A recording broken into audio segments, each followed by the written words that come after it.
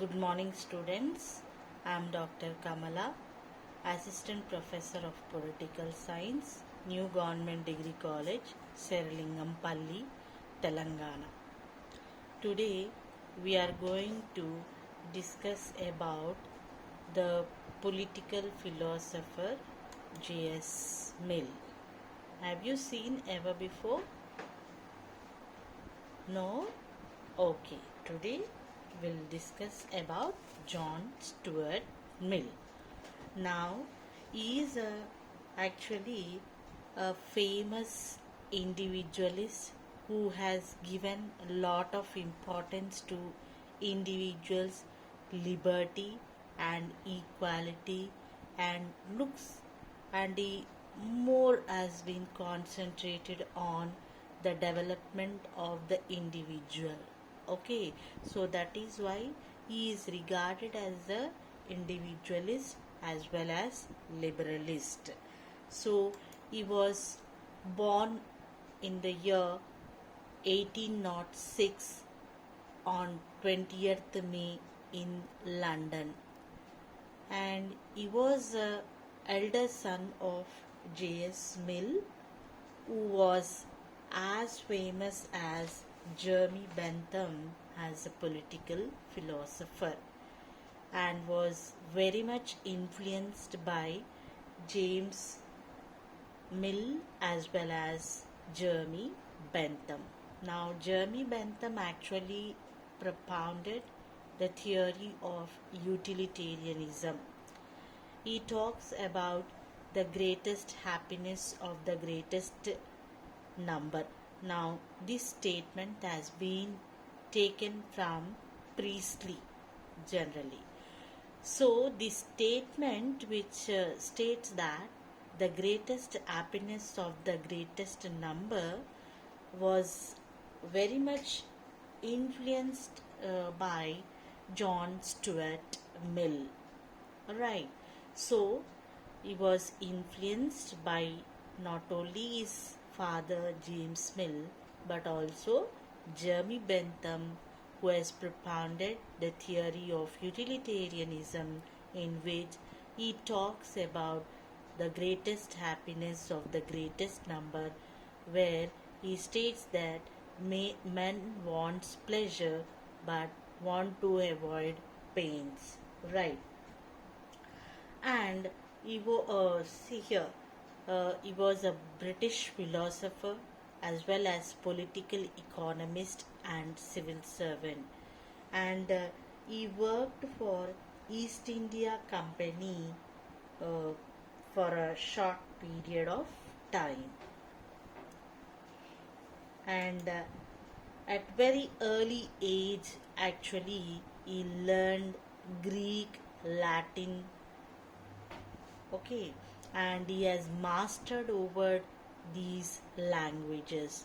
He was a libertarian and was a follower of utilitarianism, and he has developed an ethical theory in which he argues about the individual's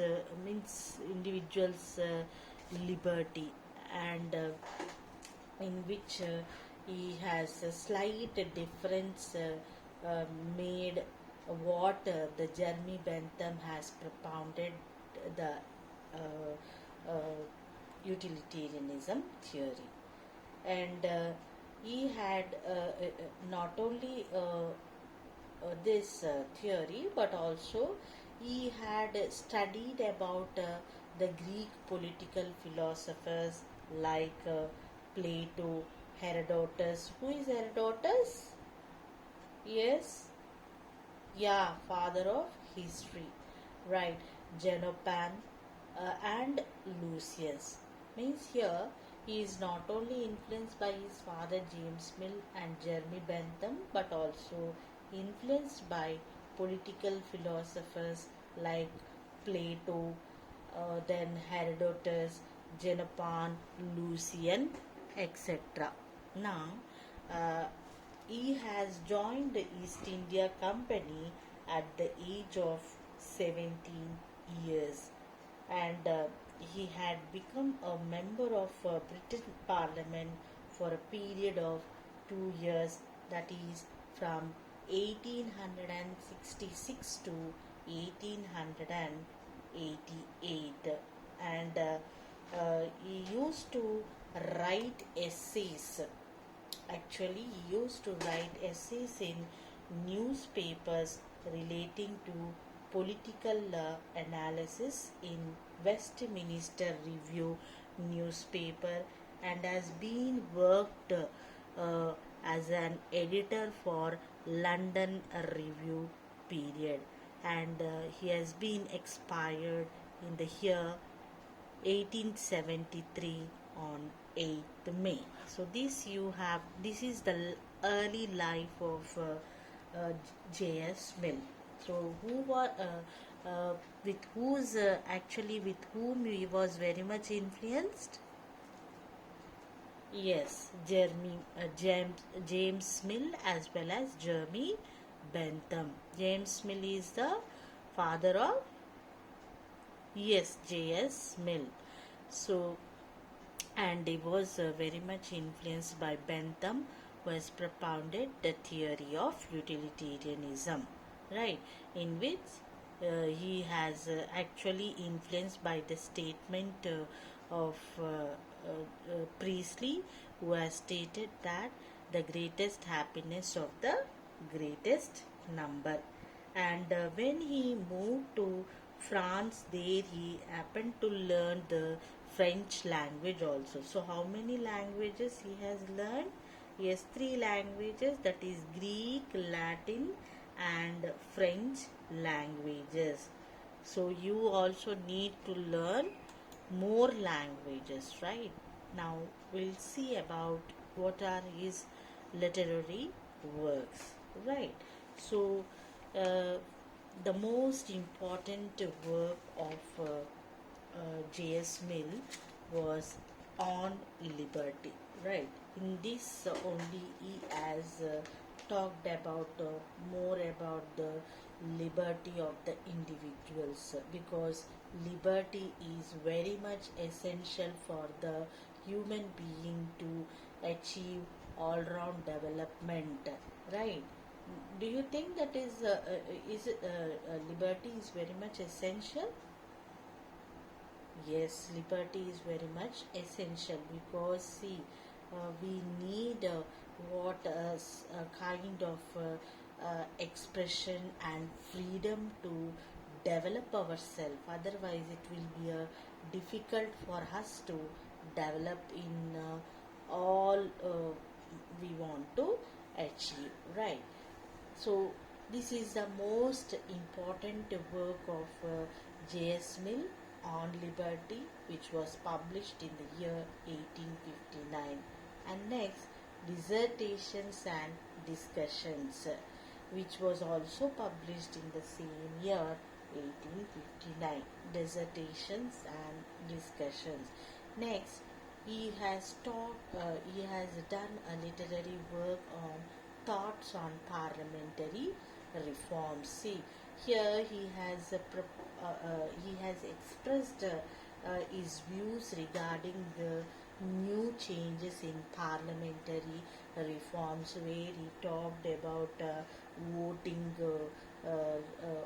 voting method, and not only to whom the more number of votes should be given, and what type of representatives should be there, and we talked about what the representation of minorities, and he also talked about women's voting right, and not only that, he also said that the vote should be given to only those who has education and property. So see, he has talked about more parliamentary reforms, in which he has expressed different views, and intellectuals, according to him, intellectuals should be given more number of votes than the others, right? And not only that, he has also stated that parliamentary members should not receive any remuneration or any salary, because all the things will be provided by the government itself, so they should not have any salary. And he also talked about the open ballot, means there should not be any secret ballot, because that will give scope to corruption and self interest about acquiring the power. So here he has expressed a lot of reforms to be brought in election process, right? So thoughts on parliamentary reforms. Next, he has also published the book on confederation on representative government. See, just now I spoke about the how the representative should be, and how the voters, that has been expressed here also in this book, right? So confederation on representative government. So his ideas are totally different compared to other political philosophers, right? Next, he has different views on utilitarianism, because slightly he has argued or criticized on what the Bentham's theory of utilitarianism is concerned. So that we will discuss later. And when we discussed about Bentham in other class, then we will make a comparison of Bentham's views on utilitarianism as well as J.S. Mill views, right?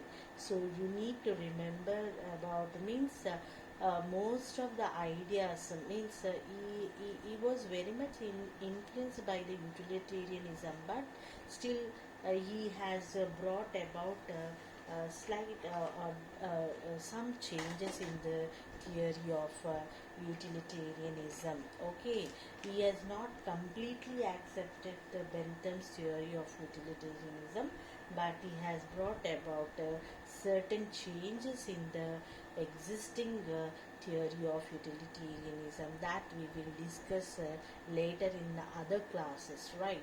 Next, he has done the work on admission of women to electoral franchise, right?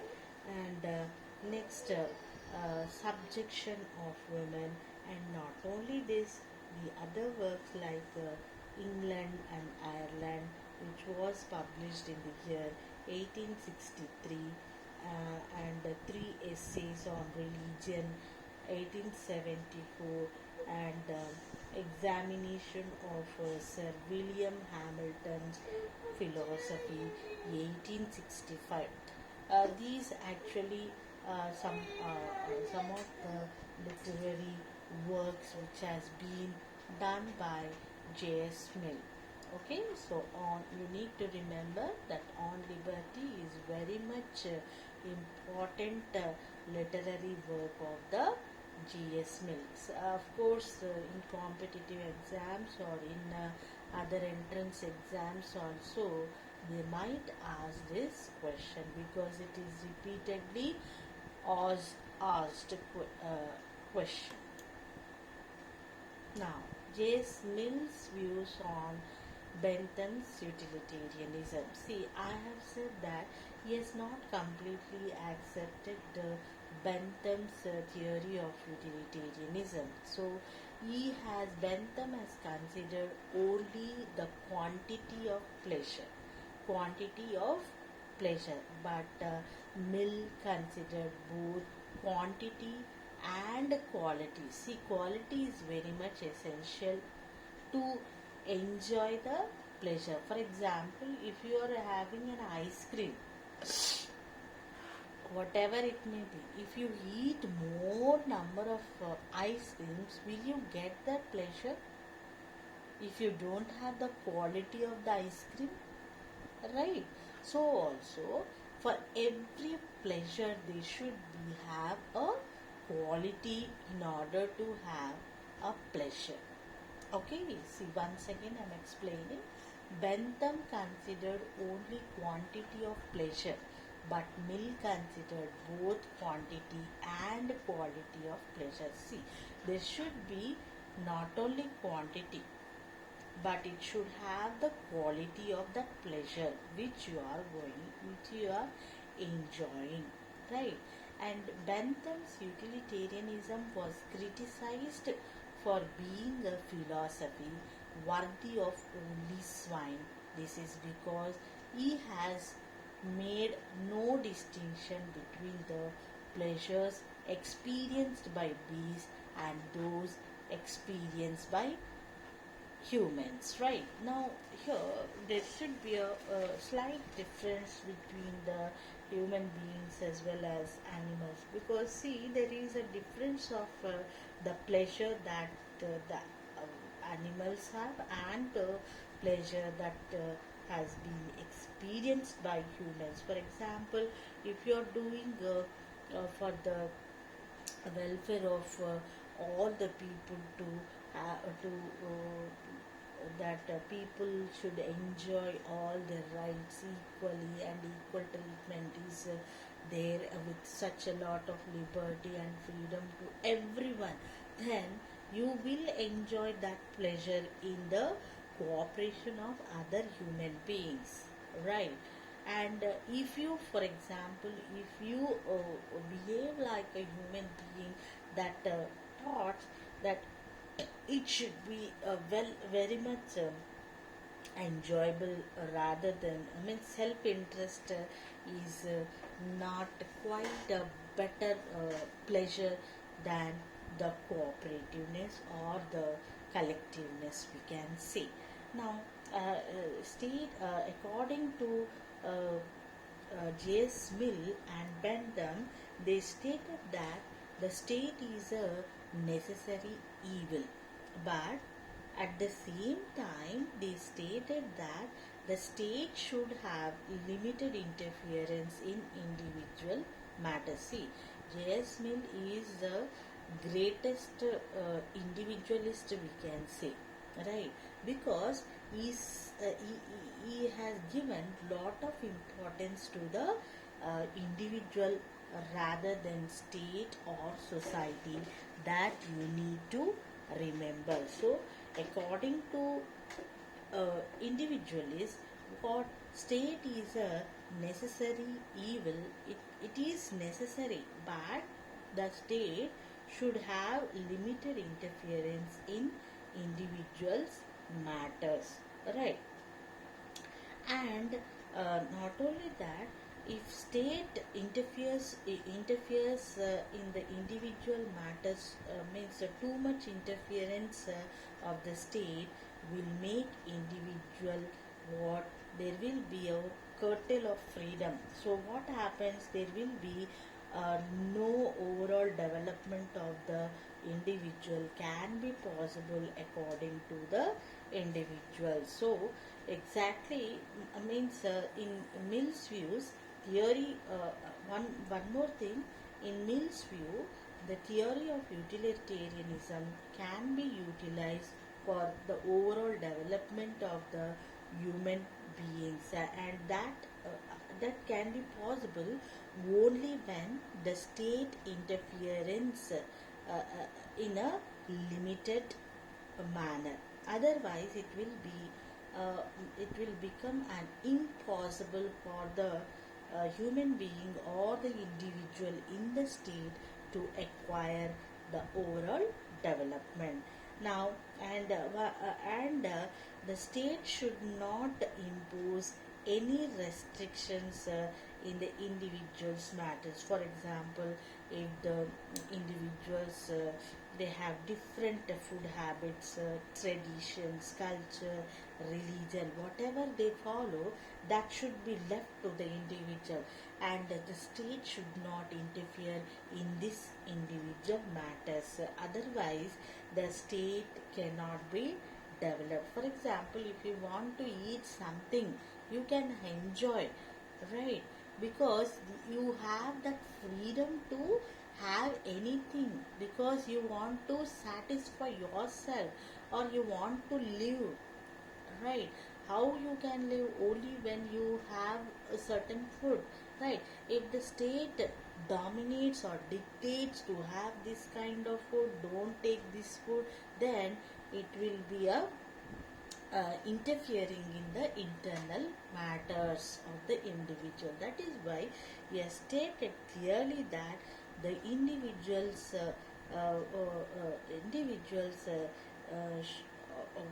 food habits, or the traditions, or the culture, whatever they follow, the religion or the trade that they carry for their livelihood, the state should not interfere in the internal matters. Let the individual live liberally, or according to his will or wishes. Then only the individual as well as the state can be developed according to his will, right? Next, and Mill not only stated about his views on utilitarianism, he also distinguished between the higher pleasures and the lower pleasures. Now, what are higher pleasures actually? Now, higher pleasures requires the mental faculties that only educated human beings could obtain. Now, if you read more and more, what you will get? You will get a intellectual. Means you will become a intellectuals. Then what you have?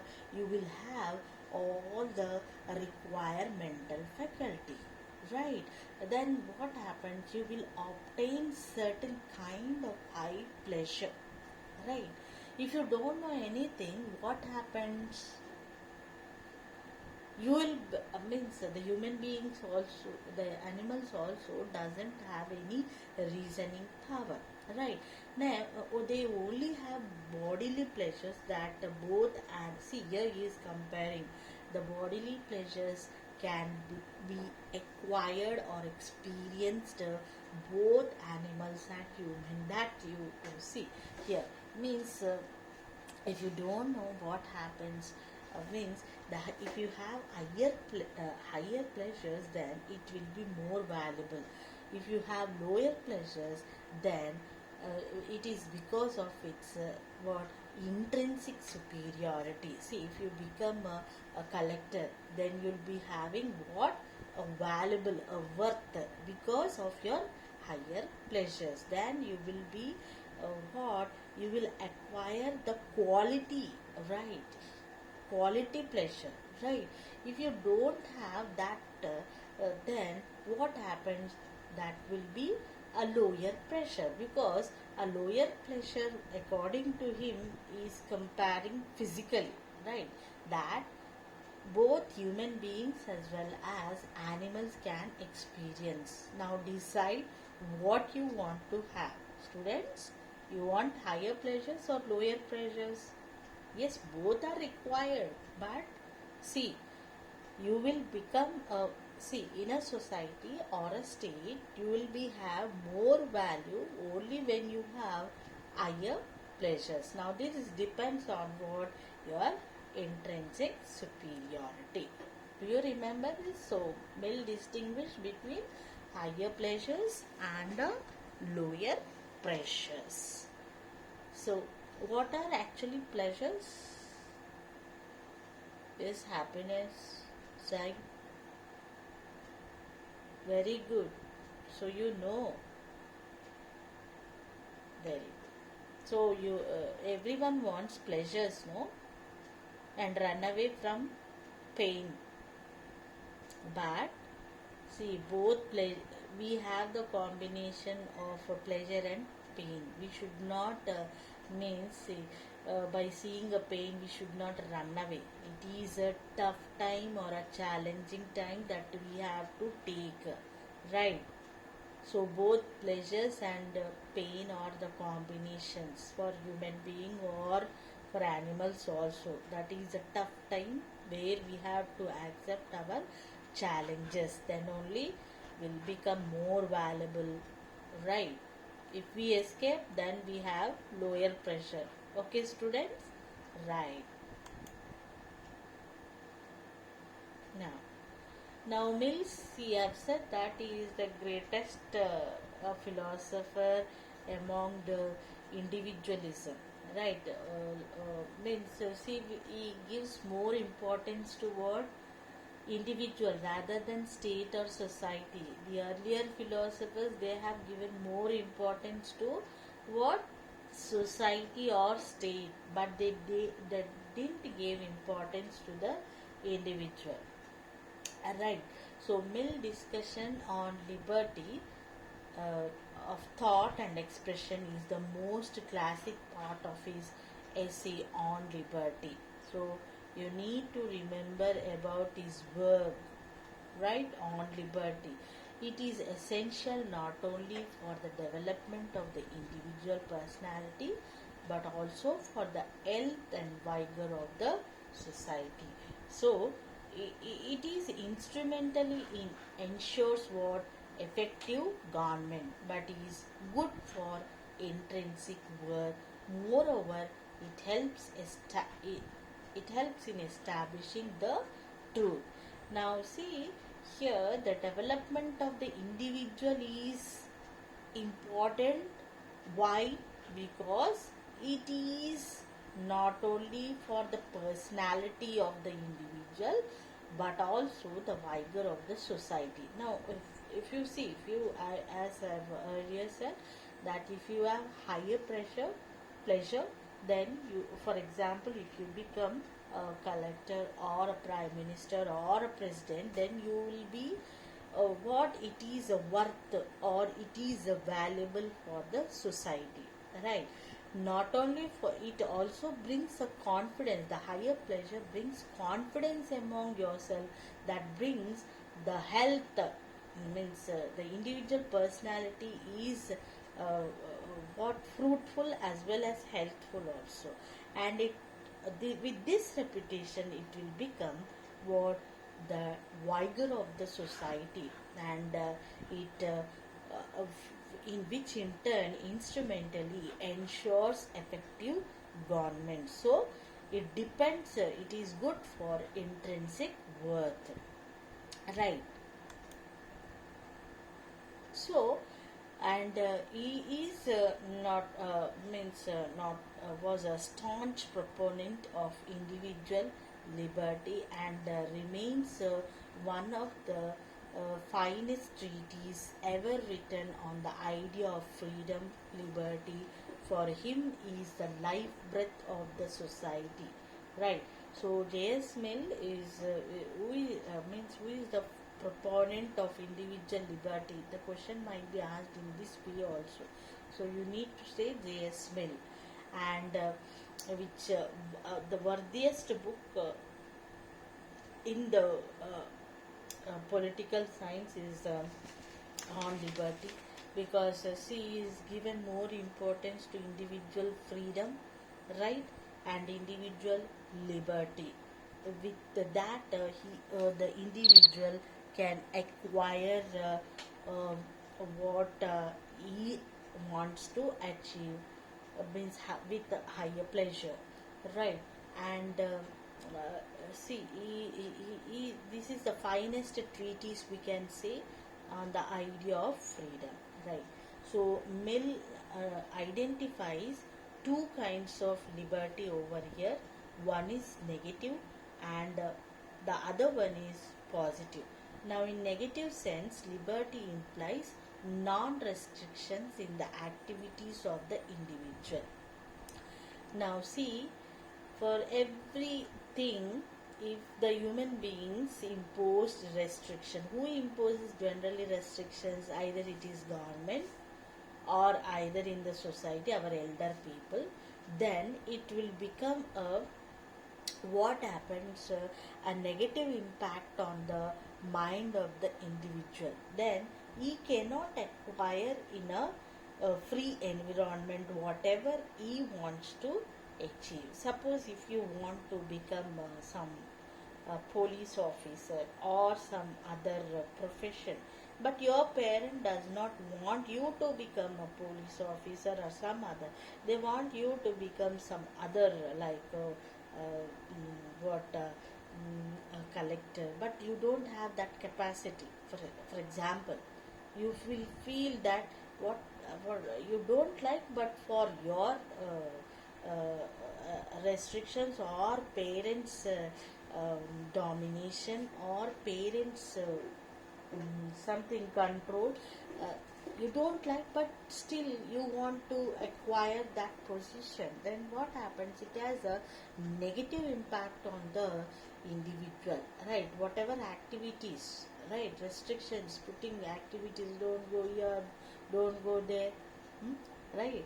Sometimes it is essential because they will have that experience of that is the reason they will put restriction. Alright. For example, if there is a big this one, what you call